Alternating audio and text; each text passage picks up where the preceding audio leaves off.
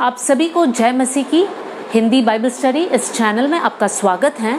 आज एक नए विषय पर हम सीखेंगे और वो है संसार की आत्माएं। इस बात को समझने के लिए हम पहला कुरिन्थियों 2 अध्याय और उसकी 12वीं आयत को पढ़ेंगे। हमने संसार की आत्मा नहीं परंतु वो आत्मा पाया है जो परमेश्वर की ओर से है कि हम उन बातों को जाने जो परमेश्वर ने हमें दी है। देखिए, इस आयत को पढ़ते समय हम 2 प्रकार की आत्माओं को देख सकते हैं। सबसे पहले है संसार की आत्मा और दूसरा है परमेश्वर की आत्मा। पौलुस कहता है कि हमने संसार की आत्मा को नहीं पाया है, हमने परमेश्वर की आत्मा को पाया है। परमेश्वर की आत्मा अर्थात पवित्र आत्मा को आपने पाया है। पवित्र आत्मा के विषय में हमने ऑलरेडी सीखा है। अगर आपने नहीं सीखा है तो इस चैनल में वीडियो है, आप उसको देख सकते हैं। लेकिन संसार की आत्मा क्या है, उस विषय पर हम ध्यान देंगे। संसार की आत्माएं वो आत्मा है जो पवित्र आत्मा के खिलाफ काम करता है, मतलब परमेश्वर के लोगों के खिलाफ काम करता है। और बहुत से वक्त हम उसको जानते तक नहीं और हम इस संसार की आत्मा के जाल में फंस जाते हैं। तो आज हम सीखेंगे बाइबल में कौन कौन से प्रकार की आत्माओं के बारे में लिखा गया है। सबसे पहले हम 2 तीमुथियुस उसका 1 अध्याय और 7वीं आयत को पढ़ते समय इस प्रकार हम पढ़ सकते हैं कि परमेश्वर ने हमें भय की आत्मा नहीं दिया है लेकिन सामर्थ, संयम और प्रेम की आत्मा दिया है। तो कौन सी आत्मा है जो परमेश्वर की ओर से नहीं है? सबसे पहले ये है कि वो भय की आत्मा है। देखिए प्रियो, अगर हम संसार में देखेंगे तो बहुत सारे लोग भय के अधीन में है। जब मैं भय बोल रही हूँ तो अलग अलग प्रकार के भय हैं। कुछ भय ऐसा है जो स्वाभाविक है, सबके अंदर है। जैसे कुछ लोग हाइट से, ऊंचाई से डरते हैं, कुछ लोग पानी में जाने से डरते हैं, कुछ लोग छिपकली, मकड़ी, इन बातों से डरते हैं। मैं इस प्रकार की भय की बात नहीं कर रही हूँ, लेकिन यहाँ पर जो भय की बात कहा गया है वो भय है जो स्वाभाविक नहीं है लेकिन हमारे दुश्मन या शैतान हमें देता है। उदाहरण के लिए कुछ लोग मृत्यु से डरते हैं, उनको बहुत भय है कि कल हम मर जाएंगे या कल मेरे जीवन में कुछ अचानक सा भयंकर बीमारी हो जाएगी, कल मेरा सब कुछ नुकसान हो जाएगा। या कुछ लोग इस प्रकार भी भय रखते हैं कि कुछ दुष्ट शक्तियां आएंगे, दुष्ट शक्तियां मुझ पर हमला करेंगे। इस प्रकार का भय भी जो है परमेश्वर की ओर से नहीं है। मैंने काफ़ी बार इस प्रकार सुना है, हम चर्च आना चाहते हैं लेकिन हमें डर लगता है वहाँ पर आने के लिए। ये किस प्रकार का भय है? ये परमेश्वर की ओर से एक भय नहीं है। कुछ लोग वरदानों को इस्तेमाल करने से डरते हैं। उनको लगता है कि हम लोग सबके सामने एक मजाक का विषय बन जाएंगे। मतलब कलीसिया आते हैं, प्रभु को मानते हैं लेकिन फिर भी भय रखते हैं। तो इस प्रकार का भय परमेश्वर की ओर से नहीं है, वो आपकी उन्नति को रोकने वाला भय है। इतना ही नहीं, प्रकाशित वाक्य में हम इस प्रकार पढ़ सकते हैं कि कुछ लोग जो परमेश्वर के बच्चे हैं उनके गुण लिखे हुए हैं, और जो लोग प्रभु के बच्चे नहीं हैं, जो नरक जाएंगे, उनकी एक विशेषता यह है कि वो डरपोक है। मतलब भय के अधीन में वो लोग जीते हैं। प्रियो, आज आपको ये जानना है कि अगर आप भय के अधीन में जी रहे हैं जिसके कारण आपके जीवन में आप बहुत कुछ कर सकते हैं लेकिन आप कर नहीं पा रहे हैं क्योंकि भय आपके ऊपर हावी हुआ है, अगर इस प्रकार के आप जीवन जी रहे हैं तो आपको जानना है ये भय साधारण भय नहीं है, ये भय शैतान की ओर से आने वाला भय है। इसलिए इस भय को आपको दूर भगाना है, परमेश्वर के सामर्थ्य में आपको बलवंत होना है और आगे बढ़ना है। कोई भी भय आपको परमेश्वर से रोकना नहीं चाहिए, कोई भी भय आपको प्रभु से दूर खींचना नहीं चाहिए। खास कर हमें दुष्ट शक्तियों से या अंधकार की शक्तियों से बिल्कुल नहीं डरना है। दाऊद अपने 23वें भजन संहिता में इस प्रकार लिखा है, चाहे मैं घोर अंधकार से भरी हुई तराई से होकर जाऊं तो भी हानि से ना डरूंगा। 27वीं अध्याय का पहली आयत में इस प्रकार लिखा है, यहोवा परमेश्वर मेरा ज्योति और मेरा बल है, मैं किससे डरूं। देखिए, भय तब आता है जब आपको इस बात पर विश्वास नहीं है कि परमेश्वर आपके साथ है। अगर प्रभु आपके साथ है तो किसी भी बात से आपको डरना नहीं है क्योंकि आपके अंदर ये विश्वास है, ये भरोसा है कि प्रभु मेरे साथ है। हम अगले बिंदु में आएंगे और वो है रोमियो की पत्री उसका 11वीं अध्याय और 8वीं आयत। यहाँ पर लिखा है कि परमेश्वर ने उन्हें आज के दिन तक भारी नींद में डाल रखा है और ऐसी आंखें दी है जो ना देखे और ऐसे कान जो ना सुने। यहाँ पर जो लिखा हुआ है भारी नींद में, उसके नीचे अगर आप फुटनोट्स में पढ़े तो इस प्रकार लिखा हुआ है भारी नींद की आत्मा, स्पिरिट ऑफ स्लम्बर लिखा हुआ है। यहाँ पर नींद एक आलसीपन को दर्शाता है। प्रियो, शैतान का ये चाल है, वो चाहता है कि लोग आलसी रहे, वो मेहनत ना करे। नीति वचन में सुलेमान ने बहुत सारी आयतों को लिखा है जहाँ पर मेहनत करने का महत्व दिया हुआ है और आलसी लोग कैसे निर्धन हो जाते हैं या कंगाल हो जाते हैं, इस विषय में भी लिखा गया है। प्रियो, ये एक शैतान का तरीका है कि हमारी आंखों को बंद करे और हम बहुत आलसी रहे, कुछ काम ना करें, ताकि हमारे जीवन में कोई उन्नति ना हो, हमारे जीवन में कोई प्रगति ना हो और हम लोग जो है जहाँ है वही के वही रहें। पौलुस अपने पत्री में लिखता है कि मैंने अपने हाथ से कमाया है ताकि मैं किसी के ऊपर बोझ न बनूं, और पौलुस अपने ज़रूरतों के लिए अपने हाथ से काम करता है। देखिए, एक प्रेरित और इतना बड़ा सेवकाई करने वाला इंसान भी अपने हाथों से कमाता है।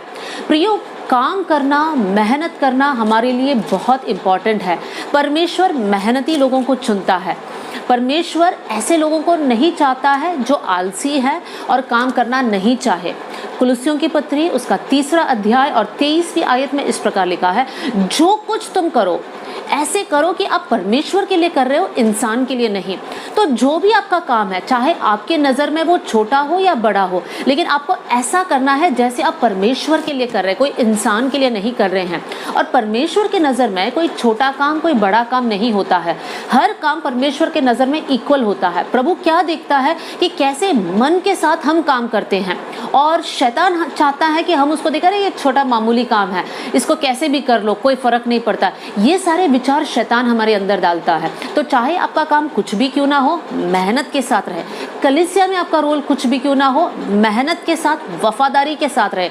चाहे ये भी हो सकता है कि आप बाथरूम क्लीन करने के लिए आपकी जिम्मेदारी हो, तब भी वफादारी के साथ करें, उसके लिए भी एक प्रतिफल परमेश्वर ने आपके लिए रखा है। अगला आत्मा के बारे में हम होशे की किताब 5वां अध्याय और 4वीं आयत में इस प्रकार हम पढ़ सकते हैं, उनके काम उन्हें अपने परमेश्वर की ओर से फिरने नहीं देते, क्योंकि छिनाला करने वाली आत्मा उनमें रहती है। कौन सी आत्मा? छिनाला। इंग्लिश में इस प्रकार लिखा है, स्पिरिट ऑफ प्रोस्टिट्यूशन, अर्थात व्यभिचार कराने वाली आत्मा। इस प्रकार का भी आत्मा है। देखिए, हमारे लिए ये नई बात है कि ऐसे भी आत्मा है जो लोगों से व्यभिचार कराता है। जब व्यभिचार मैं कहती हूँ तो 2 प्रकार के व्यभिचार है, एक हमारे शारीरिक व्यभिचार और एक आत्मिक व्यभिचार। शारीरिक व्यभिचार और आत्मिक व्यभिचार दोनों परमेश्वर की नज़र में पाप है। शारीरिक व्यभिचार क्या है? जो रिश्ते में परमेश्वर ने आपको रखा है, उस रिश्ते को तोड़कर गलत रिश्ते में पड़ना, वो व्यभिचार है। नए नियम में यीशु मसीह सिखाता है, भले आपने अपने एक्शन के द्वारा व्यभिचार ना किया हो, लेकिन अगर अपने आंखों से भी गलत दृष्टि से कोई स्त्री या पुरुष को देखा तो वो परमेश्वर के नज़र में व्यभिचार है। प्रियो, शैतान चाहता है इस पाप में हम गिरे ताकि हम प्रभु से दूर हो जाए। दूसरी प्रकार का व्यभिचार है आत्मिक व्यभिचार। हम प्रकाशित वाक्य में इफिसुस के कलीसिया के लिए जो दिया गया संदेश है उसमें लिखा हुआ है कि तुमने अपना पहला प्रेम खो दिया है। पहला प्रेम मतलब जो प्रेम मेरा और परमेश्वर के साथ था, उस प्रेम से मैं पीछे हट गई हूँ। जो समर्पण मेरा परमेश्वर के साथ था, उस समर्पण से मैं पीछे हट गई हूँ। क्यों? क्योंकि इस संसार की बहुत सारी बातें जो मेरी नज़र में इम्पॉर्टेंट है, वो मेरा और परमेश्वर के बीच में आ गया, इसलिए मैंने आत्मिक व्यभिचार कर दिया। बहुत से वक्त प्रियो, हम नहीं जानते हुए आत्मिक व्यभिचार करते हैं। क्यों? क्योंकि शैतान का ये चाल है, हम उसको समझ नहीं पाते हैं। प्रियो, कितनी बार हमारे जीवन की प्रार्थनाएं रुक गई, कितनी बार या कितने सप्ताह या महीने से आपके घर में पारिवारिक प्रार्थनाएं नहीं हो रही है, लेकिन एट द सेम टाइम हमारे घर में हम लोग सब कुछ करते हैं। बच्चों को स्कूल भेजते हैं, ट्यूशन भेजते हैं, म्यूजिक क्लास भेजते हैं, डांस क्लास भेजते हैं, सब प्रकार के काम के लिए हमारे पास वक्त है और हम लोग उसको वफादारी के साथ निभाते हैं। मैं ये नहीं बोल रही बच्चों का ख्याल नहीं रखना है, वो हमें रखना है, लेकिन हम लोग अपने परिवार में, अपने ड्यूटीज़ में, अपने ऑफिस में इतने व्यस्त हो गए हैं कि जो परमेश्वर को देने वाला समय है वो हम नहीं दे रहे हैं। और कौन करा रहा है ये सारी बातें? ये शैतान कराता है, क्योंकि शैतान चाहता है कि इन सारे बातों में हम ऐसे उलझ जाए कि परमेश्वर के साथ हमारा एक संबंध ना हो, परमेश्वर के साथ हमारी जो एक नज़दीकी रिश्ता है उसमें एक दरार आ जाए। ये एक आत्मिक व्यभिचार है जो हम कर रहे हैं। हो नहीं पाए प्रियो, हम शारीरिक व्यभिचार भी ना करें और हम आत्मिक व्यभिचार भी ना करें। अगला आत्मा हम इफिसियों की पत्री 2 अध्याय और 2 आयत में इस प्रकार हम पढ़ सकते हैं, जिनमें तुम पहले इस संसार की रीति पर और आकाश के अधिकार के हाकिम अर्थात उस आत्मा के अनुसार चलते थे जो अब भी आज्ञा न मानने वालों में कार्य करता है। आज्ञा न मानने वालों में एक आत्मा कार्य करता है। इस प्रकार हम कह सकते हैं अनआज्ञाकारिता की आत्मा, स्पिरिट ऑफ डिसओबीडियंस। कितनी बार हम परमेश्वर के खिलाफ काम किए हैं और हमें समझ तक नहीं है। बाइबल में लिखा है बच्चे अपने माता पिता के आज्ञाकारी रहें, पत्नी अपने पति के अधीन में रहे, पति अपने पत्नी से हम प्रेम करें। कितने सारे नियम हैं एक सोशल लाइफ के लिए जो परमेश्वर ने हमें दिया है। इतना ही नहीं, हमारा और परमेश्वर के बीच के रिलेशनशिप में भी इतने सारी बातें परमेश्वर ने हमें दिया है, लेकिन हम इन बातों का पालन नहीं कर रहे हैं। आज का समाज हमें सिखाता है कि पति पत्नी इक्वल है, दोनों एक जैसे कमाते हैं, तो कोई भी जो है एक दूसरे की सुनना नहीं चाहते हैं, प्रेम नहीं है। क्यों? क्योंकि हम परमेश्वर के वचन का आज्ञा नहीं मान रहे हैं। पत्नी को पति के अधीन होने में आज दिक्कत है क्योंकि हम आज्ञा मानना नहीं चाहते हैं। ये इस बात का संकेत करता है कि हम शैतानी हमला के अधीन में हो रहे हैं और शैतान हम पर जय पा रहा है। प्रियो, संसार का नियम कैसे भी बदलते जाए, लेकिन प्रभु के लोगों के लिए परमेश्वर का वचन कभी नहीं टलता है। परमेश्वर का वचन वैसे के वैसे हमारे लिए रहता है, तो हमें परमेश्वर के नियमों को मानना है। देखिए, पहली अनाज्ञाकारिता इस पृथ्वी पर जो हुआ वो है आदम और हव्वा के साथ। हव्वा को परमेश्वर ने नियम दिया था, लेकिन हव्वा के पास एक और प्रलोभन आया। शैतान एक सांप के रूप लेकर हव्वा के पास आया और इस प्रकार का एक प्रलोभन दिया कि अगर तुम ये फल खाओगे तो तुम प्रभु के जैसे बन जाओगे। हव्वा को क्या समझ नहीं थी, लेकिन अनआज्ञाकारिता में वो गिर गई, जिसके कारण आदम भी गिर गया और वो दोनों जो है परमेश्वर की उपस्थिति से या परमेश्वर की महिमा से दूर हो गए। मेरी अनआज्ञाकारिता की वजह से मेरे परिवार पर भी वो असर पड़ सकता है और मेरे परिवार प्रभु से दूर हो सकता है। आकान के पाप के बारे में हम इजराइल के विषय में देख सकते हैं। आकान ने पाप किया और पूरे इजराइलियों को उसका सजा उठाना पड़ा, उनको हार मानना पड़ा। प्रियो, आज भी हमें याद रखना है, आपका अनआज्ञाकारिता आपके परिवार के आशीष के लिए एक रुकावट होगा। तो परमेश्वर के वचन को माने, प्रभु के वचन के अनुसार जिए। परमेश्वर के दास जो आपके अगुए हैं, जिन कलीसिया में आप जाते हैं, उनकी बात माने, उनकी आज्ञाओं को माने और परमेश्वर के वचन के अनुसार आप आगे बढ़िए। प्रियो, अगली आत्मा के बारे में हम यशायाह की किताब उसका 61 अध्याय और 3 आयत में इस प्रकार हम पढ़ सकते हैं, और सिय्योन के विलाप करने वालों के सिर पर की राख दूर करके सुंदर पगड़ी बांध दूं कि उनका विलाप दूर करके हर्ष का तेल लगाऊं और उनकी उदासी हटाकर यश का ओढ़ना उड़ाऊं। हिंदी में जो शब्द यूज किया है वो है विलाप और उदासी, लेकिन अगर आप उसको इंग्लिश बाइबल में पढ़ेंगे तब यहाँ पर इस प्रकार लिखा है स्पिरिट ऑफ डिस्पेयर या स्पिरिट ऑफ हेवीनेस, मतलब एक बोझ का आत्मा, एक भारीपन का एक आत्मा जो है शैतान हमें देता है, लेकिन परमेश्वर उसको हटाकर हमारे जीवन में आनंद देता है। अब मैं उस आत्मा के बारे में बात करना चाहती हूँ, एक भारीपन या बोझ का आत्मा। प्रियो, कितनी बार मैंने और आपने अपने जीवन में इस प्रकार का एक अनुभव किया होगा, एक बहुत बड़ा बोझ कि हम कुछ कर नहीं पाते हैं, करना चाहते हैं लेकिन हम दुखी रहते हैं, उदास रहते हैं, डिप्रेशन में चले जाते हैं, या फिर हमें जो है आगे बढ़ने का मन है लेकिन प्रार्थना करने का मन है लेकिन बैठ के प्रार्थना नहीं कर पाते हैं, मन है लेकिन हम कर नहीं पाते क्योंकि वो आत्मा इतना हैवी हुआ है कि हम कुछ कर नहीं पाते हैं। प्रियो, क्या आज भी आप इस प्रकार के एक अवस्था में होकर चल रहे हैं? तो मैं आपको याद दिलाना चाहती हूँ, ये शैतान का चाल है आपके ऊपर। आप इस आत्मा के अधीन में मत होइए। एलिया के विषय में भी देख सकते हैं। एलिया ऐसे एक अनुभव में एक बार पहुंच गया जहां पर वो कहता है, प्रभु अब मैं जीना नहीं चाहता, अब तू मेरे प्राण को ले ले, मैं मरना चाहता हूं। वो फ्रस्ट्रेट हो गया, दुखी हो गया, डर गया। इजेबेल की आज्ञाओं से, इजेबेल की बातों से इतना एक निराशा एलिया के अंदर आ गया। प्रियो, हमें याद रखना है, एलिया प्रभु का एक दास था। अगर उनके अंदर निराशा आ सकता है, शैतान हम में से किसी को भी नहीं छोड़ेगा। शैतान को मालूम है हमारा वीक पॉइंट्स कौन सा है और उसी पर हमला करेगा। इस उदासी और निराशा से निकलने के लिए सबसे बढ़िया तरीका यही है कि आप प्रभु की महिमा और आराधना करें, गीतों को गाए। परमेश्वर की आराधना जब आप करते हो, परमेश्वर आपके जीवन से विलाप और निराशा को हटाकर हर्ष का तेल लगाएगा, आनंद का वो ओढ़नी को हमारे ऊपर ओढ़ाएगा। याद रखिए, शैतान चाहता है कि हम दबे हुए रहे, हम ऐसे व्याकुल रहे कि हम आगे नहीं बढ़ पाए। लेकिन याद रखना, परमेश्वर के वचन में लिखा है, जहां पर परमेश्वर की आत्मा है वहां पर आजादी है। प्रभु ने मुझे और आपको चुना है, हमारे जीवन में प्रेम, शांति, आनंद इत्यादि बातों से भरा है, ताकि हमारे जीवन में हम एक आजादी को अनुभव करें।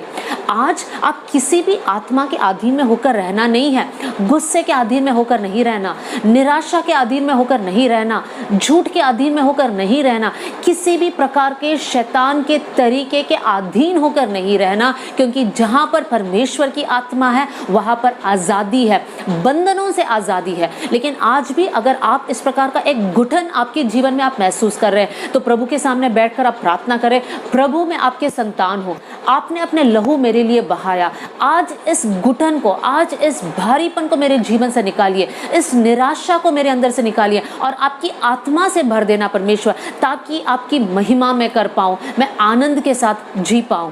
अगली आत्मा के बारे में हम पढ़ सकते हैं रोमियो का किताब, उसका 8वां अध्याय और 15वीं आयत, जहाँ पर इस प्रकार लिखा है, क्योंकि तुमको दासत्व की आत्मा नहीं मिली कि फिर भयभीत हो, परंतु ले पालकपन की आत्मा मिली है, जिसे अब हम हे अब्बा, हे पिता कहकर पुकारते हैं। दो प्रकार की आत्मा यहाँ पर लिखा है, एक है दासत्व की आत्मा और दूसरा है ले पालकपन की आत्मा। हम यहाँ पर दासत्व की आत्मा पर हम लोग जोर दे रहे हैं, मतलब हमें गुलाम बना के रखने वाला एक आत्मा के विषय में यहाँ पर हम देख पाएंगे। प्रियो, आज हमको ईमानदारी के साथ अपने आप से एक सवाल पूछना है, क्या मैं किसी भी चीज़ या किसी भी आदत के प्रति मैं दास बन गया हूँ, मैं गुलाम बन गया हूँ? आज हम नहीं जानते हुए बहुत सारी बातों में हम गुलाम बन चुके हैं। जैसे टीवी हमारे लिए ऐसी एक बात है कि बिना सीरियल देखे हमको उस दिन चैन नहीं आता है। एक नया मूवी रिलीज हुआ तो जब तक उसको हम नहीं देखते हैं तब तक हमारे अंदर एक बेचैनी रहता है। क्यों? क्योंकि हम उसके दास बन चुके हैं।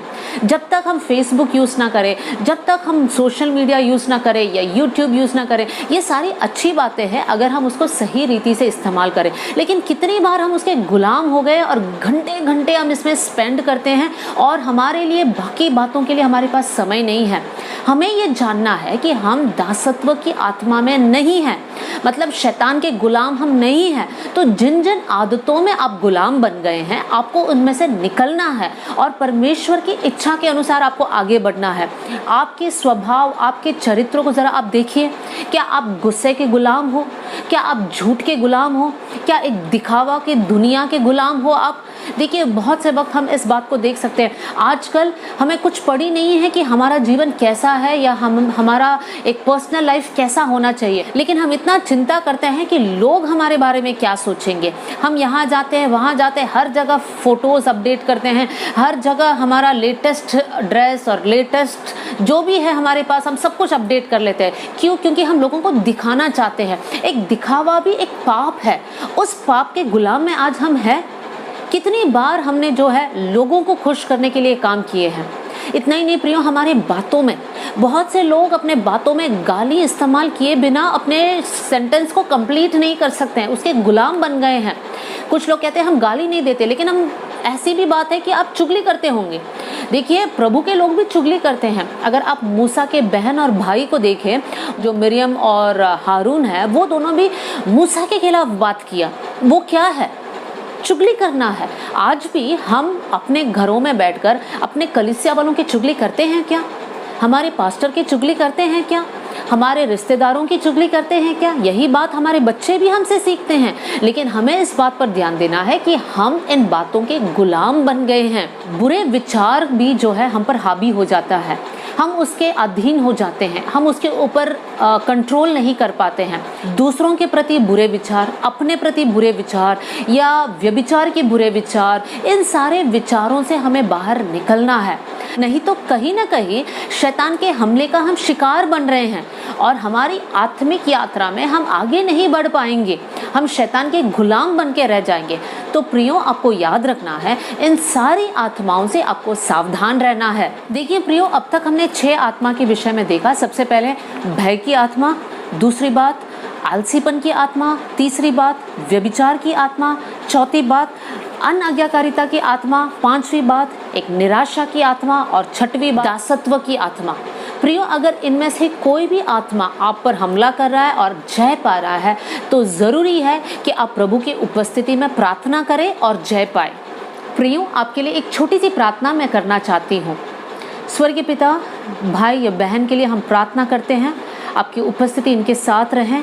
वचन के जरिए आपने बात किया, अगर प्रभु कोई भी प्रकार की आत्मा सुनने वाले भाई या बहन को परेशान कर रहा है, तो यीशु के नाम से आज से लेकर ये भाई और बहन छुटकारा पाए कर हम प्रार्थना करते हैं। प्रभु जी आपकी संतान है, शैतान का कोई भी चाल इनके ऊपर हावी होने नहीं देना, लेकिन आज से लेकर यीशु के नाम से वो लोग आज़ाद रहें। प्रार्थना सुनने के लिए धन्यवाद, यीशु के नाम से, आमीन।